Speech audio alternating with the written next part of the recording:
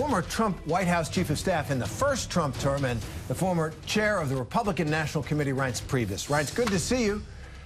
First, if I could ask you something about the news today, what was your reaction to the president-elect's new choice to become Attorney General, Pam Bondi of Florida? A lot of relief among Senate Republicans, it felt like here. What do you think? I think you're muted. I think you're muted, or I'm muted. I think it was a great pick. I'm sorry about that. It was a great pick. I am also excited about Pam. I think, look, she was the Attorney General in Florida. That's real credentials right there. I mean, highly educated, smart, and by the way, I mean, extremely loyal. Been all over the country for the president. Went to so many rallies. So I mean, I think she's a great pick. She'll do just a fantastic job. I want to ask this question. I do think it's relevant, which is that Trump's last Attorney General, William Barr, was tasked by President Trump after the election of 2020 to direct every U.S. attorney throughout the country to search in his or her district for evidence of voter fraud. They came back and they said nothing. And the Attorney General at that time reported it to the president. Now, Pam Bondi embraced those theories that the election was somehow stolen. And I just wonder, the Attorney General is the nation's leading law enforcement officer, and should it give people pause that Bill Barr said there was nothing there and she said there was?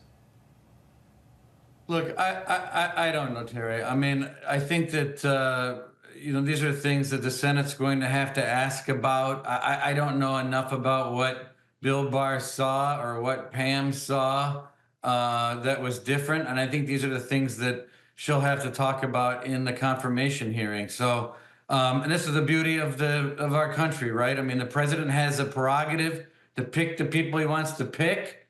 And you saw that last week with Matt Gaetz. And then the Senate has the prerogative to, in the case of Matt Gaetz, to probably say, hey, look, the votes aren't here. And he decided to walk away and not continue down this road. So this is how the process works.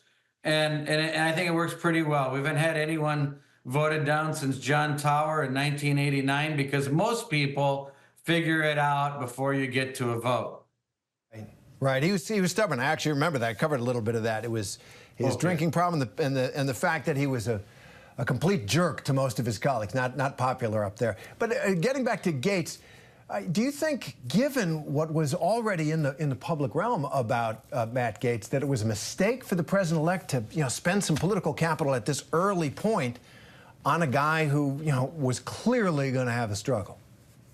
I mean, you could say it could also be said it was brilliant too, right? I mean, number one, look at what Donald Trump got out of this. People talked about this thing every single day, 24 hours a day. He shook to the core all the people that prosecuted him, and he went to court about whether you like it or not. I mean, I'm not even making a comment on the cases, but he freaked out the DOJ and the FBI over his appointment of Matt Gaetz. So, I mean, who won in the end?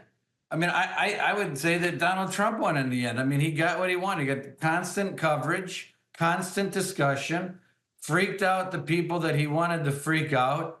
And in the end, Matt Gaetz ultimately, after a week, went away. And now he appointed Pam Bondi, and everyone in the Senate saying, oh, that's fabulous. Pam Bondi's now going to be the Attorney General, and she's competent and she's qualified. So I don't know. I guess I just pushed back. I think in the end, Donald Trump got exactly what he wanted. All right, that is an original perspective, and I'll take it on board because it's interesting. And let me ask you then, as a follow-up, what do these unorthodox nominees, these nominees who are widely known by the American public, many of them, Gaetz, Robert Kennedy Jr., and Pete Hegseth by the Fox News audience, it's almost as if he's giving them ownership, his base ownership of the departments of government in a way that I haven't seen presidents do before. Well, I mean, I think we had to go back to 3 weeks ago. Go look at when these rallies were going on 4 times a day.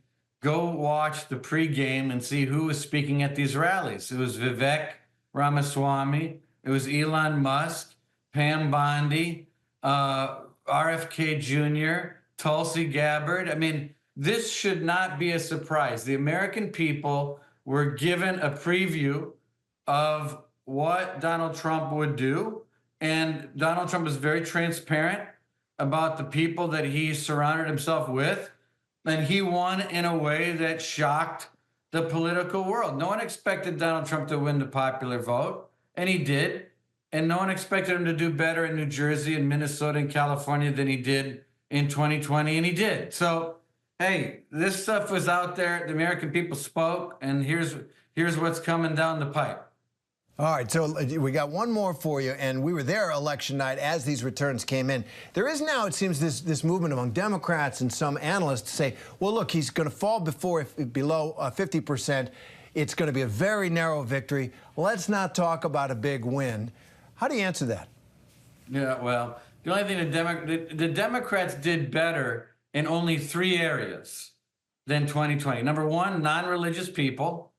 Number 2, people who made over $100,000 a year, and college graduates. So, I mean, look, if they want to be the party of non-religious, highly educated, rich people, then they can go ahead and lick their wounds and say it wasn't that bad. It was, super close. And it was close. But the fact of the matter is, for anyone to say that it was not a shocking, multi-generational, ethnic, blue-collar victory for Donald Trump, I mean, they're just lying. They know what the truth is. He kind of stole their base, some of it anyway. Totally. Yeah. All right, Reince Priebus, thanks very much. See you around. You bet. Thank you.